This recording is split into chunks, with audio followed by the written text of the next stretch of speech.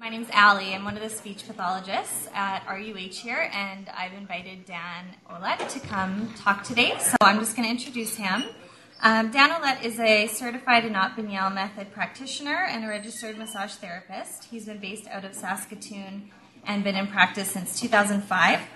In the clinic, Dan offers private sessions to adults with a variety of pain issues, stroke, traumatic brain injury, and a large part of his practice consists of helping children with special needs improve their function, which includes conditions such as cerebral palsy, autism, Down syndrome, torticollis, and a variety of genetic disorders. He also teaches group movement classes to help adults improve their balance, flexibility, coordination, and to overcome pain and limitations. Dan has helped organize workshops at the Anat Baniel Method Center and has recently taken the opportunity to help out as a teacher at the Anat Baniel Method Parent and Child Workshop in California. There he worked with parents and children with special needs to help facilitate their understanding of how to implement brain plasticity based principles at home with their child. On a personal note, Dan has been married since 2002 and is a very proud father of 3. So please help me welcome Dan Ouellette.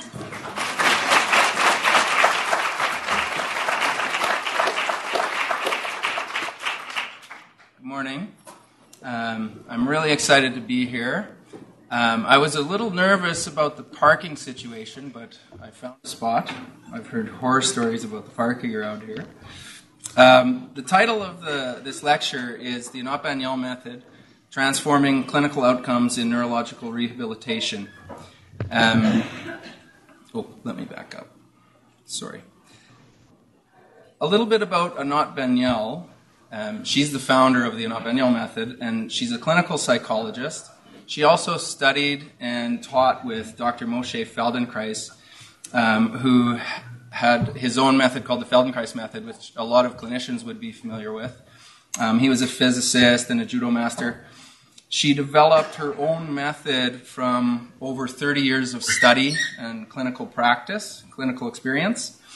She's the author of 2 amazing books regarding her neuromovement approach, and she's helped people, both young and old, to improve their performance and thrive in the face of adversity. So everything you'll hear about today that I'll be talking about is about her approach. This presentation is actually largely borrowed from a presentation that she gave earlier this year at the Salk Institute. I've rearranged things and made it suitable for this venue. So it's my own interpretation of how her method works. And today, I'm going to be speaking about the underlying principles that we use in the Anat Baniel method to drive brain change and promote the learning of new skills. I'm not here to teach anybody how to do the Anat Baniel method, but I do hope that the information that I provide will help you to bring some new ideas into how you approach your patients already in their neurological recovery. I'll be giving many clinical examples of children with special needs and adults with stroke, but it's important to note that the information in this presentation is applicable in many different areas in the clinic, in athletics, in education, and in many other areas where you'd like to improve your performance. They're really universal principles that we'll get into that you could start utilizing right away as a clinician, as a nurse, as a surgeon, doctor, again, as a golfer, in any area you want to improve your performance. So let me just back up and tell you a little bit about me and my story, how I got here. So I started my practice as a registered massage therapist in 2005. In 2006, my daughter, my first child, was born, Hannah. And within a few months, we realized there was something going on with her right arm and hand, her right side of her body. She wasn't using it the same as she was using her left. By the time she was 8 months old, we had a diagnosis, and we found out that she had had an in utero stroke, and she was diagnosed with right-sided hemiplegia. So we started doing physiotherapy, occupational therapy. As a massage therapist, I worked with her every day. I worked with her. And by the time she was just about 4 years old, she was not using her arm and hand at all. She stood on the toes of her right foot. She walked with a limp. She had pretty poor balance. She tripped a lot. And she was developing a scoliosis. So around that same time, when she was just about 4 years old, we found Anat Baniel. And after 2 or 3 weeks of working with her and her team in California, Hannah's limp was diminishing. She could stand flat on her right foot. Her posture and balance were improving drastically, and she was starting to use her right arm and hand for the first time in her life. It was unreal. I signed up for her training the second day we were there because I just was so impressed. So before going down for our first visit, Hannah could only ride her tricycle like 3 or 4 feet at a time, and we'd have to give her a little push because she just couldn't coordinate between her right and left sides. When we got back from California, she tore up and down the block, unassisted. It was just incredible. Around that same time, she was putting her arm through her coat sleeve, and she said to my wife, she said, "Mommy, do you remember when I didn't have this arm?" It was like it just didn't even exist to her. It was amazing for us to go through this with her. So needless to say, I started studying with Anat. I practiced here in Saskatoon, and that's how I ended up here today. Ali Jacoby is, as you know, is a speech and language pathologist here at RUH, and she invited me to come speak. She and her husband bring their son Nash to see me, and so I thought it would be actually really appropriate to show a video of Nash. This is a video that they showed at a fundraiser about a year ago, so it's about a year old. But Nash had a hypoxic ischemic encephalopathy in utero, resulting in spastic cerebral palsy, microcephaly, seizures, and global developmental delay. He began working with me at 17 months, at which time he had very limited movement. He could sit if put in sitting, but he could not get there himself, and he could roll over. Now, I'm going to play the video. You want to second a short one. All right, let's show everybody the Attaboy, video champ. Look at you go. Look at you go. So to go from, having a newborn that has experienced a severe brain injury, you're left with a huge question mark. What is his future? What's he going to be able to do? Is he going to be able to talk? Is he going to be able to walk? Is he going to be able to tell me if he needs something? Are we going to, is he going to be in a wheelchair? If he's going to be in a wheelchair, do we get a van? Do we have to move to a house, that's wheelchair accessible? All these crazy things start running through your head that you're just, for me, I focus so much on the future. So after Nash was born, right after the C-section, they take him to an observation table. His color was off. You could kind of notice there was something off in his color. And so right away they sent him to the NICU just for overnight monitoring. And we were kind of told, that it's just overnight monitoring, that everything should be fine, and we get to see our baby in the morning. And they told us, call down to the NICU at 5 o'clock, but get your rest, because you're going to be full-time parents come morning sort of thing. Hey, champ. We went down there and we kind of got updated, and so I guess what had happened was he had had some episodes of apnea in the night, and he had some what they thought looked like seizures. So then they scheduled an MRI, and that wasn't going to happen for another 4 days or 5 days or so. So yeah, things kind of started to snowball in a bad way after the morning after he was born. So Nash's prognosis wasn't good. They told him he had global brain damage, and that the damage had significantly affected all areas of the brain. Some of the questions we had, especially with Ali's background, we knew not to ask him because they couldn't really have an answer. Of course, we want to know: is he going to walk? Is he going to talk? Is he going to be able to have an emotional connection with us? Of course, those are things that maybe up until that point we had taken for granted. But as parents, You're going to want those things. So. Yeah, so the conversation leaving the hospital, we were like, so what do we do now? And our advice was, we'll get you hooked up with the contact for some physio, occupational therapy, things that he might need. But until we know that, you're just going to have to go home and watch and wait for missed milestones. So start to, pay a little bit more attention to what he's doing developmentally, and if he starts missing milestones, let's get him in for therapy.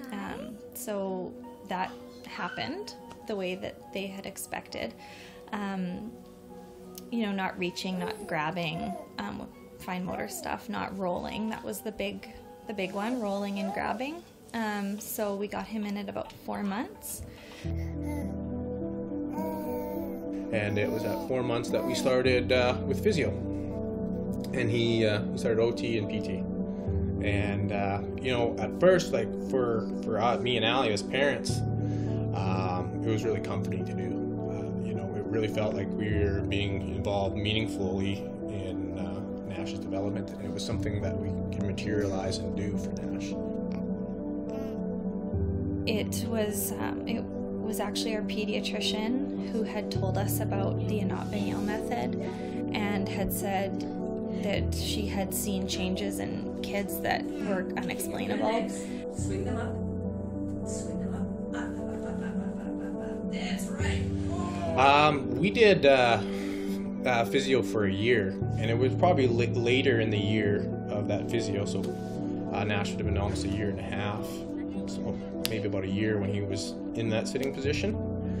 But it was about a year and a half that we started to make the move towards ABM, and started to notice significant change. So we laid Nash on his back, and I think he had 2 lessons with Dan. That's all we could get in for a couple months. 2 lessons with Dan, and laid him on his back to play, and within 2 weeks he pushed himself up into sitting, and it was shocking to see it, because here is this little guy who could only sit, was super tense, tight arms, wouldn't let you take your eyes off of him because he was stuck. He couldn't move, he couldn't play independently, he was scared, now we know, and within 2 weeks of just leaving him alone and letting his brain figure out a way to do it his way, he was pushing into sitting, and it was crazy. I remember I was playing with him in the living room, and one of the things with ABM is you never want to steal their attention. So I remember we were playing, doing whatever he did, ball rolled away, and he sat up and reached for it. And I was just like blown away. But because of what I knew with ABM, I let him have his moment and didn't praise him, didn't have him focus on me. I wasn't telling him good job or anything. I let him have his moment. And you could kind of tell it was a pretty powerful moment for him, because he was like, bam, wow, I'm sitting up. And then, left it alone. I didn't force him to do that. And then within an hour, all of a sudden he did it again and again and again and again. And then he was sitting up on both sides. It was pretty special. It was pretty neat to see. So we first took Nash down to San Rafael to the ABM Center in August of 2014.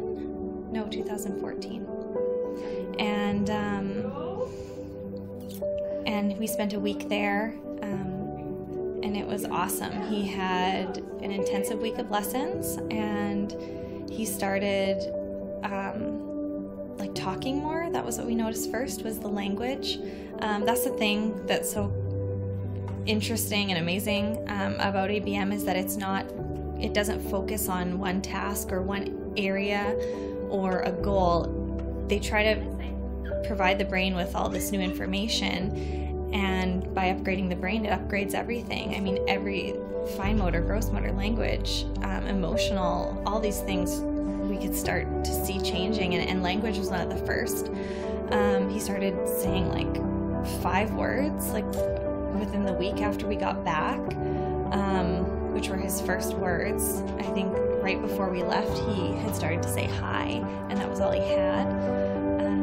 So yeah, it was pretty crazy. It was very, it was just nice to meet the practitioners down there, have him experience the variation of the different people, and it was just, it gave us a lot of hope.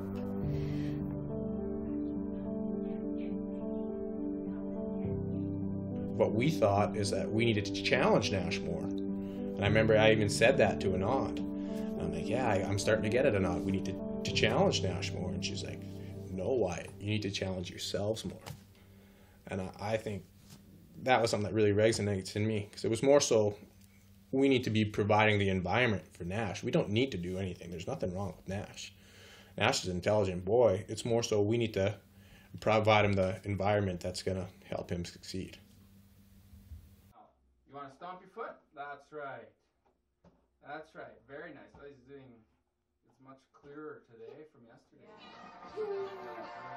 Yeah, so Nashs started walking just a few weeks ago, September 1st. He took his first steps, and it was mind-blowing for me to see, because it was something that I never knew if I would ever see it.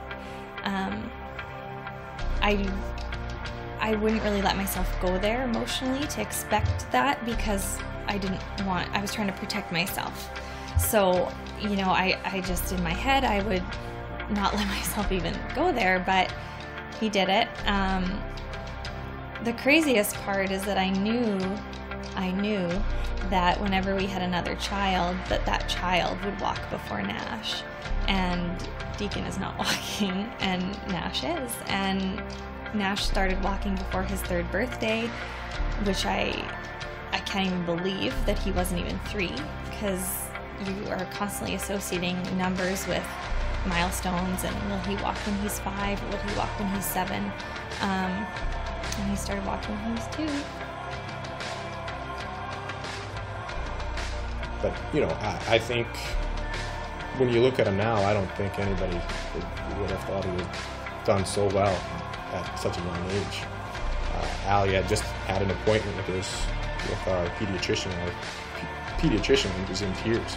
Because Ali hadn't said anything. Nashs in her office pulled himself up to standing and walking about and playing around, and the pediatrician was just blown away. Everything Nashs has done up until this point gives me no reason to ever stop thinking that way. Just to believe in the most and expect the most out of Nashs. He's a champ.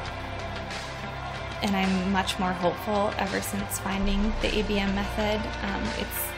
After I read Anat's book, it was the first time I've ever been hopeful and ever thought that he could reach so many more things than I expected.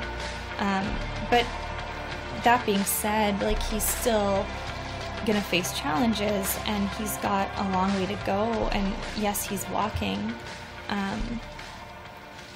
but that's not like the end of his story. Okay, so Nashs is still receiving ABM lessons, and now he can walk, run, and he talks a mile a minute. We can't always understand him, but he's always talking.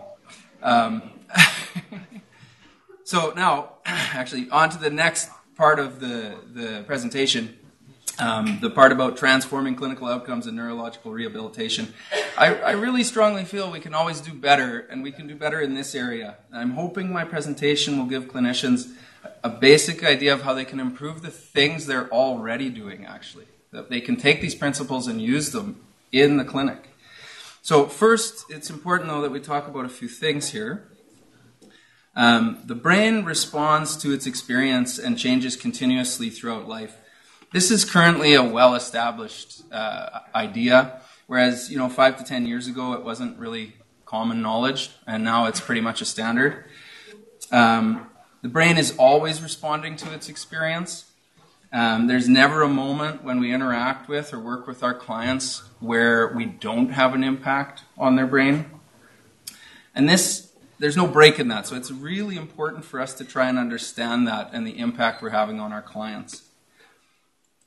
The brain can change in a positive or negative direction. the assumption is usually that change is always a positive change.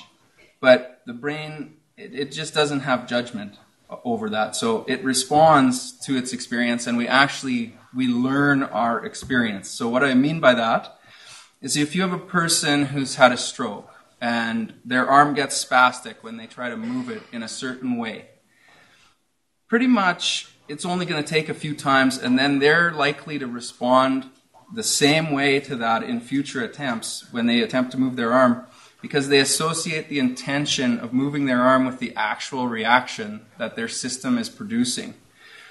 The brain will quickly reorganize itself into its current condition. And it's a very powerful changing brain even after a stroke. It's important for us to keep that in mind. So we can drive negative changes. It all depends on the conditions that we create. What can I do to drive positive brain change? So what are the tools we could use to drive successful learning and positive brain change? Is doing crosswords, puzzles going to get me the best brain? Is exercise the answer? What should we be doing? So should we be focused on what we do, the content, or should we be focused more on the process, the how of what we're doing? Today, I'm not going to be speaking about content-based applications. I'll be speaking about process-based applications. So that means I'm going to be speaking about principles that you can bring into pretty much any activity that will help you to create the conditions necessary for the brain to wake up and start doing its job better. In other words, I'm coming from the perspective that how we approach something or being immersed in the process actually matters more than the content itself. So before I get into the principles, again, there's of how we use these principles in ABM to drive brain change. I'm just going to go through a couple more things. An important distinction that needs to be made is between a mechanical system and an information system. So the body's a mechanical system. We have muscles, we have joints. I can take this and I can move it, or I can move this little speaker here, right? If it doesn't move, I can try harder. I can use a little more force. This is how we basically learned our world. And it does have value, but it has its limitations in the area of rehabilitation. So it's extremely valuable if you need to replace a part like a hip replacement, or you need a stent for a narrow or weak artery. Things like that. It can be life-saving, obviously. But it's when we get stuck in trying to use a mechanical approach to correct the limitations that our clients have in their thinking, in their sensing, in their feeling, in their movement, where it tends to have huge limitations. So the brain is an extremely large, dynamic, nonlinear, self-organizing system. In short, it's an information system. So when we approach our clients as if they are merely a mechanical system, we unnecessarily limit their learning potential. The brain requires new information in order for us to improve, and this idea alone can completely change the way we approach our clients. We can't force the brain to do things that it presently cannot do. You just can't force it. It needs more information in order to do better. One of the many examples from my practice is a child I was working with in the spring here. She had been able to army crawl the year before, and then they went and they put her in a standing frame for a variety of reasons, and she lost the ability to army crawl completely. So the standing frame took her out of the experience she was having, learning to organize herself on the floor. All that information she was getting there, and brought her into a position where she just wasn't ready, and it actually caused a regression. I saw her for 3 appointments. She started army crawling again. She's still army crawling. She's doing better. She just needed more information to get back to that.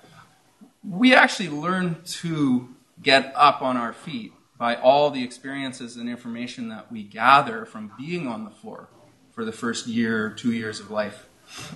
So next, on to the next point here. What is the job of the brain? So if we really want it to do better, we have to kind of have an understanding of generally, what is it that the brain does? And in general terms, brain puts order in the disorder and it makes sense out of the nonsense. So it takes the stimulation coming at it and makes sense of it. Until the brain gets better at doing this, it's just nonsense. It's just noise and it's just meaningless stimulation coming at it. So if you were to think about language, we all know one language, at least. Some people know 2 or 3. But if you've ever met somebody on the street asking for directions and they don't speak your language, it's just meaningless nonsense, noise. You can't make sense of it. And we do this a lot with in all areas. I coach youth sports. We throw things at the kids that they can't do. We need to back up. We need to break it down. We need to bring them more into the process.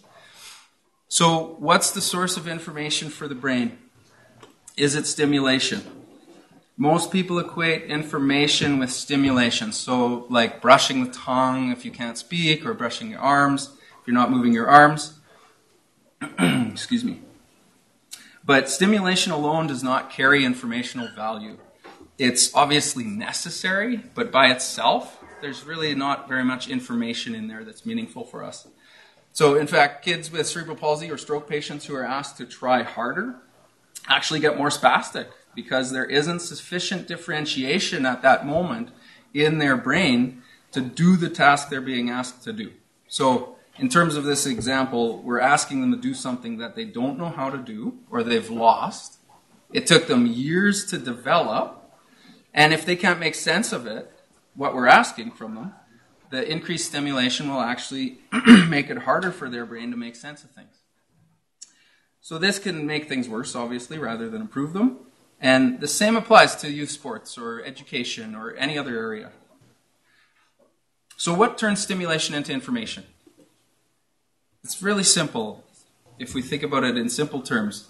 Information is the ability for us to perceive a difference.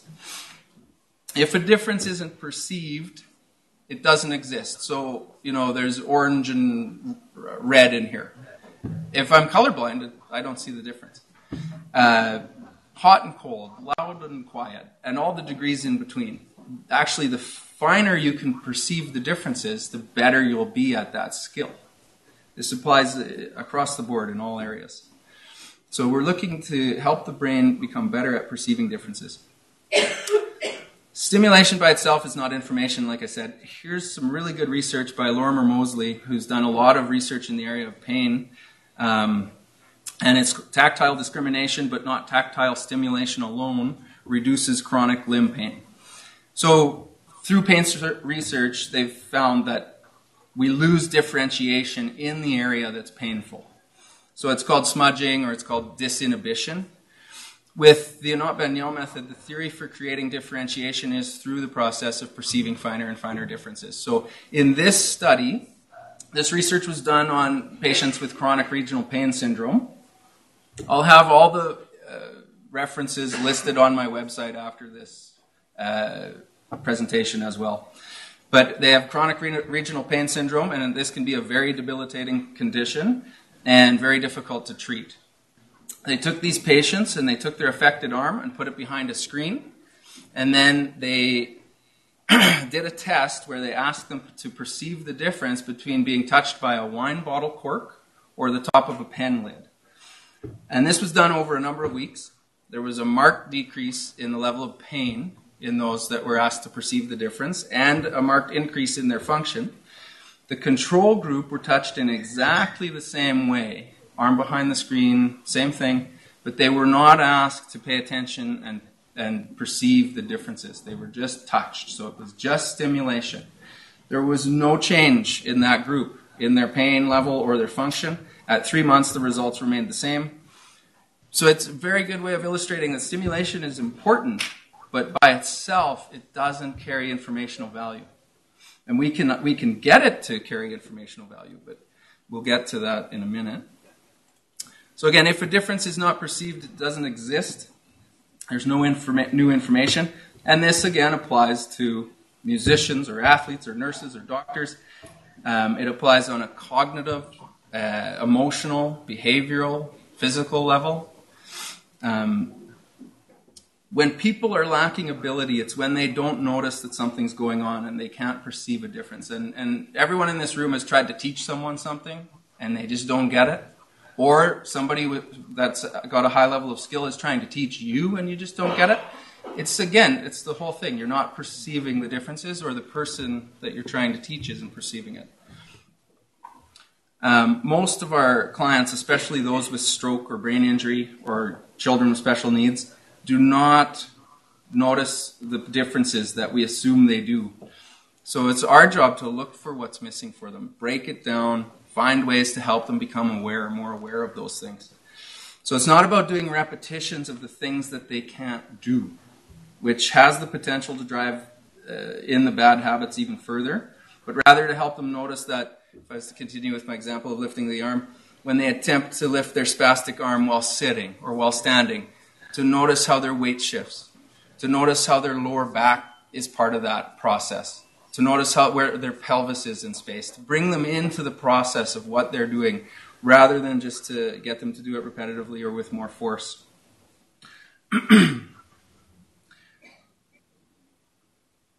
So the goal in a therapy session doesn't lie in the completion of an action or on imposing an outcome on the client. It lies in the ability to create the perception of a difference for that person in the feeling of their own actions, and then also that they can start to facilitate that process for themselves, so they can become part of the process. Now, the perception of differences leads to differentiation, so meaning the creation of new connections, which open the opportunity for the integration of new patterns. When we can perceive differences in our actions or feelings or thoughts, the process of differentiation happens and literal growth between neurons starts to occur. In other words, learning is occurring. It's not like just a switch turns on at a certain age and we know how to do a movement. It's massive amounts of differentiation and neural networks that we carve out and integrate the specific movements, specific actions, and specific skills. And then we can keep that process if we don't automatize it too soon. Here's a video of Spencer. He's 5 years old. He's on the autism spectrum. He's still wearing diapers as he wets his pants. And this is, again, from Anat Baniel's presentation that she did at the Salk Institute. It really illustrates how we can use the perception of differences to help someone move forward. I'm going to play that now. I'm going to touch your leg, but you're not going to look with those little towels.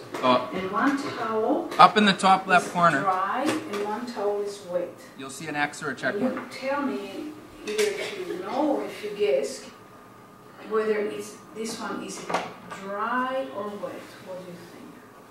Wet. So you got that one wrong. This one, what do you think? Is it dry or wet? Dry. So now, this one, is it dry or wet? Wet. And this one, is it dry or wet? Dry. Okay, and now, is this one wet or dry? Dry. And this one, is it wet? Wet. Wet. And this one, is it wet or dry? Wet. And this one, is it dry or wet? Wet. We dry. I'm doing the same one again. Is it dry or wet? What do you think? Dry. Okay, now I'm going to do it on your back, okay? So now, this one, is it wet? Wet. Okay. This one, is it wet or dry? Wet too. Okay. And this one, is it wet or dry? Wet. And dry for the bottom. That's right. And this one, is it dry or wet? Here, I'll do it again. Dry. Okay.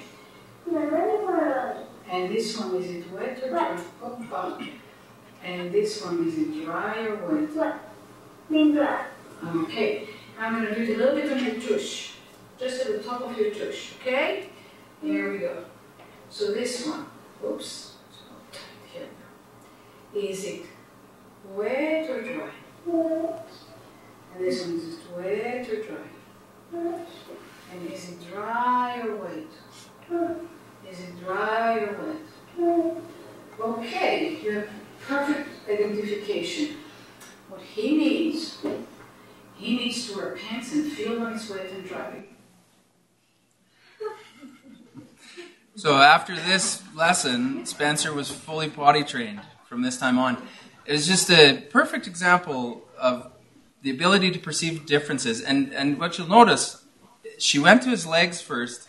He couldn't sense the difference. So she wasn't going to drill him and keep hammering on him where he's failing. She went where he had a little more innervation. He could feel more in the upper limb, face area. Then when she went back to his legs, he was able to catch it. He was able to perceive the differences. And then, of course, she continued on. But it's just a perfect example. And what I really like about what Anat's done here is she's taken these brain plasticity-based principles and she's tried to make it accessible for the general public. So she refers to this as thing one, thing two. And I just think this is great.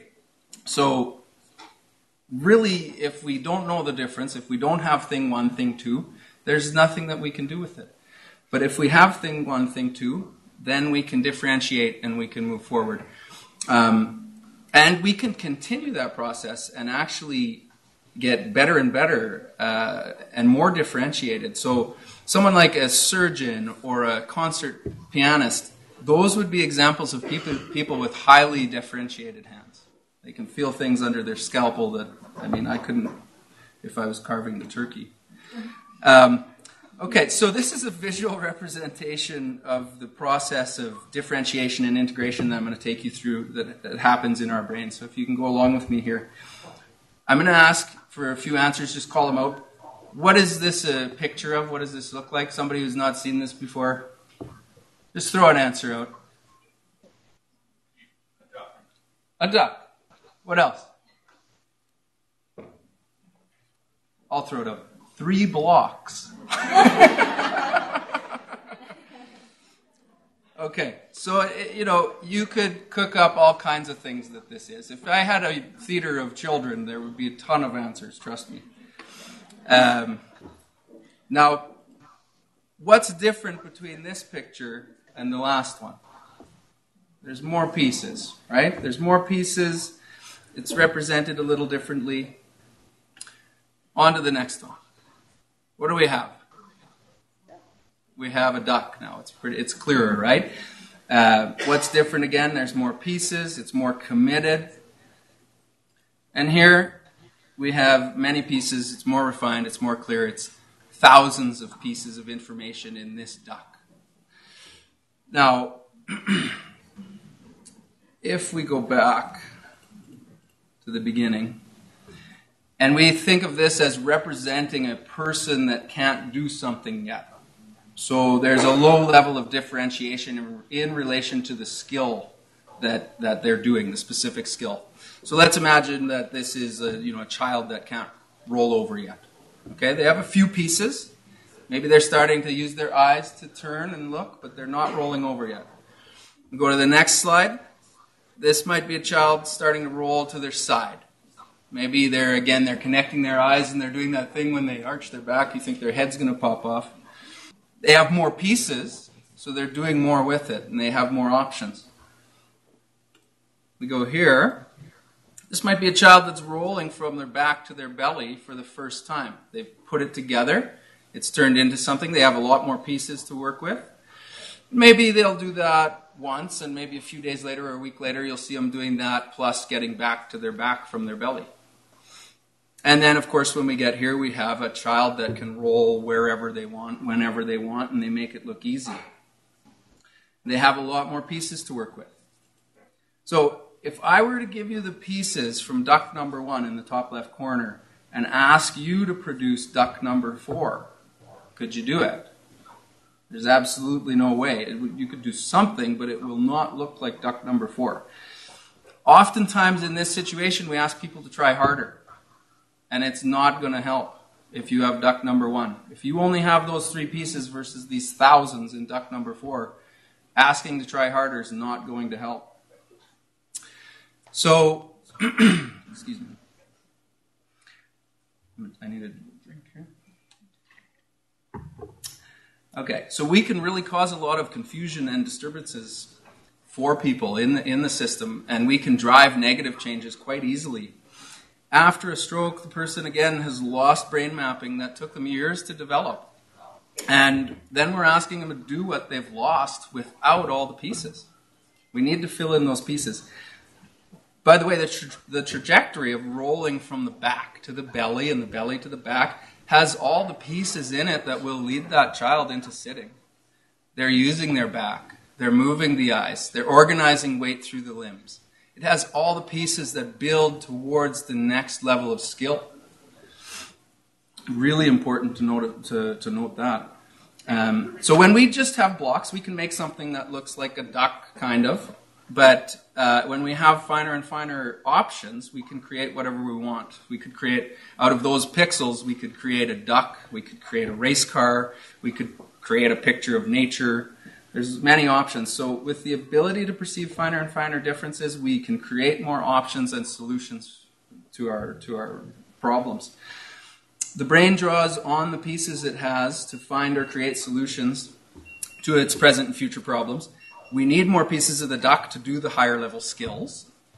And because these are universal principles, we could even apply this to something like building a sentence. So the more sounds I can make, the more words I can say, the more I can flip those words around into different meanings in different contexts, the more I can communicate. So duck number one could communicate, so much with their limitations there. But duck number 4 could maybe, write a book or do something a lot more skillful. The bottom line is we need more pieces or more information to do better in any area of our lives. The next point, if he could, he would. If she could, she would. This is a very important concept. Because you have to ask the question, can we force this process of discrimination and differentiation and integration? And we absolutely can. But we're going to end up with huge limitations doing it that way. Trying to force it will lead us to poor outcomes. The brain if it needs more information, I don't think it's going to be effective. It's kind of like, think about the last time someone tried to force an opinion on you. Not very good how your system will respond to that. And the reality is that we tend to try this approach in a lot of different areas in our lives. We ask people to do what they can and to repeat doing that and to try harder, expecting it to work. And it will get you an outcome, but we can do better than this. I see it in youth coaching. I see it all over the place. So we would never do it in diving, right? You have somebody who's learning to dive. They come to your class. You take them to the edge of the pool and you get them diving. Once they've mastered that, you don't take them 20 meters up. There's no way you're going to do that. We start them, we progress them, we work with them from where they are. Same thing in karate or judo or any of the combative arts. You'd never ask a white belt to do what a black belt does. You don't even ask actually a white belt to do what a yellow belt can do. You meet the requirements of the white belt before you move on. This is really important. We can use that in the rehab as well. So how do we help someone to move forward if we're not going to get them to do things that they cannot do? By implementing the 9 essentials. So those are practical tools designed to help your brain do its job better. These are the plasticity-based principles that Anat has called the 9 essentials. Dr. Michael Marisnick says, scientists have defined the rules governing brain plasticity. Anat Baniel, working in parallel along a completely different path, has defined almost exactly the same rules and interprets them in practical and understandable human terms as the 9 essentials that should contribute richly to clinical intervention. Michael Marisnick is a neuroscientist. He's quite well known. He recently won the 2016 Kavli Prize, which is a top honor in neurosciences. And it's quite a good quote from him there regarding Anat's work. So there's a list here of the 9 essentials.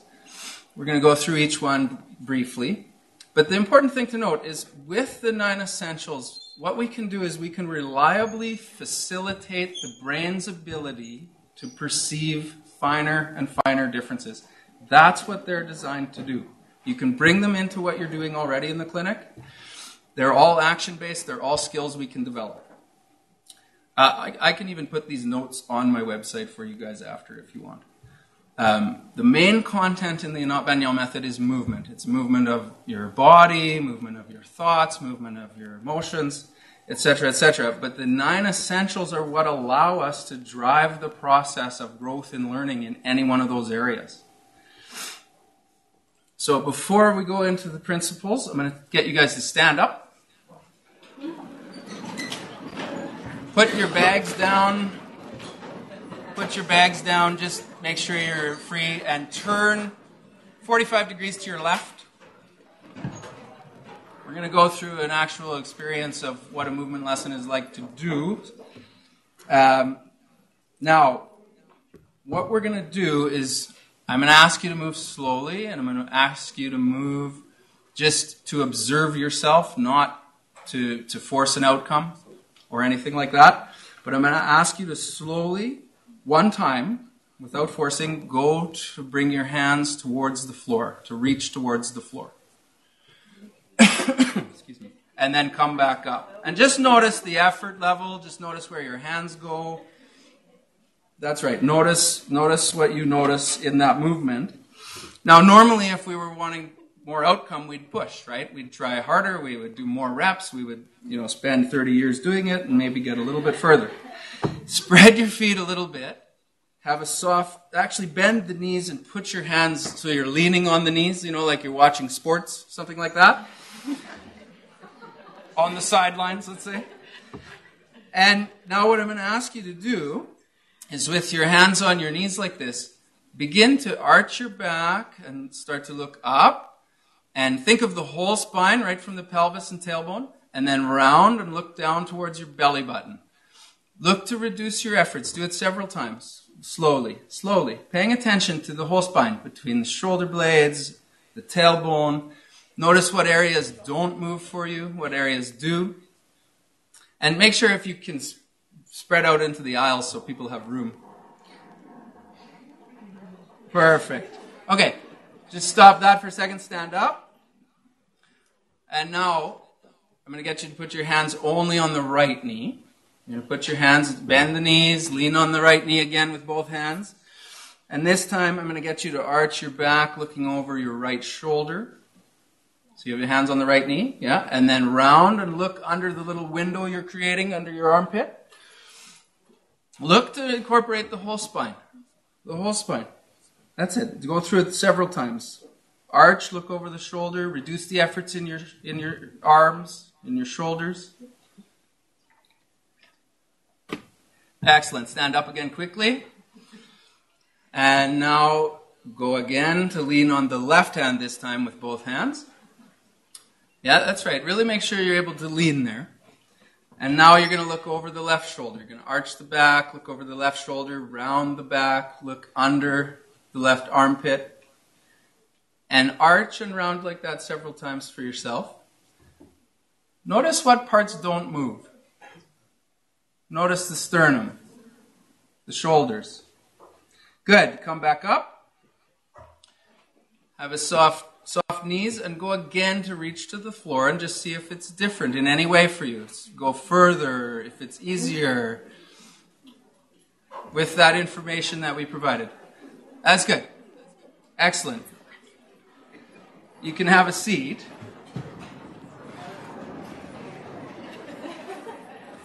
Okay.